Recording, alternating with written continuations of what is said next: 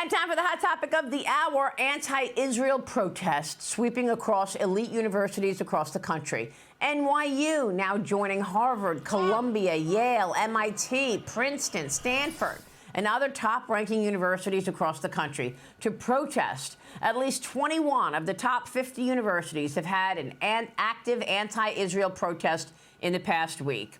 While marking Earth Day in Virginia yesterday, President Biden was asked by a reporter if he condemns the protest. Here's his response. Watch this.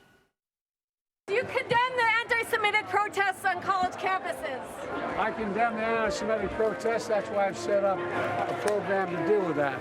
I also condemn those who don't understand what's going on with the Palestinians and how they're being. Should the Columbia University president resign? Right this way. I didn't know that. I'll have to find out more about it. Krisha, your reaction.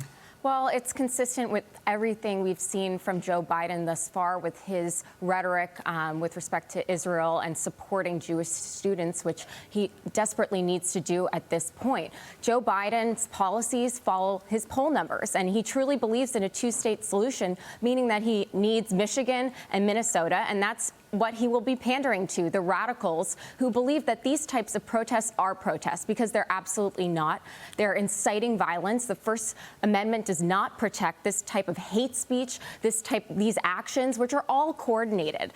We have to follow the money here and see that these students, I believe, are being funded in many ways, because to come to these campuses like this and to agitate and to threaten, this is just so outrageous. And on such a day like Passover, a holy day, to be doing this to the Jewish community is an absolute disgrace. And it's even more of a disgrace that Joe Biden cannot condemn these actions. It's absolutely a disgrace. Even my beloved NYU is part of this now. I went to NYU. I've been on the board of NYU. The chairman sent a letter to the board saying the university did not want to see any members of its community arrested or disciplined. However, many refused to leave. We could not countenance their continuing violation of the university's rules and their refusal to leave. We therefore engaged the NYPD to restore order to the plaza. Now, New England Patriots owner Bob Kraft says he's stopping all donations to his alma mater, Columbia University, over the anti-Semitism on the campus. He joined Sean Hannity last night on Fox News. He said it's no longer an institution he recognizes. Watch this. I never thought I'd see what's going on in America, what's happening right now, and it really pains me to see it. We can't have this intimidation that's filtering through all these colleges and the hate continue to grow and multiply the way it is. Mark, your reaction. It's incredibly sad what's happening at these elite universities. I mean, these used to be the cream of the crop, the best schools anyone could possibly get into. And now you've got these, activist wannabe hero protests underway where you literally have students, rather than going to class, they are sitting there perpetuating hate. Like, this is so uncool. And what Robert Kraft is doing, like, he's one of many now mega donors who are now rescinding their universities, pulling back their donations. And the power of the purse has quite a bit of influence. And if we expect to see any change at all, it's going to start with these mega donors flexing their muscles a little bit and saying, look, I can't tolerate this hatred that's rolling across the university, and I'm not going to stand by this university anymore, and I'm certainly not going to donate any more money.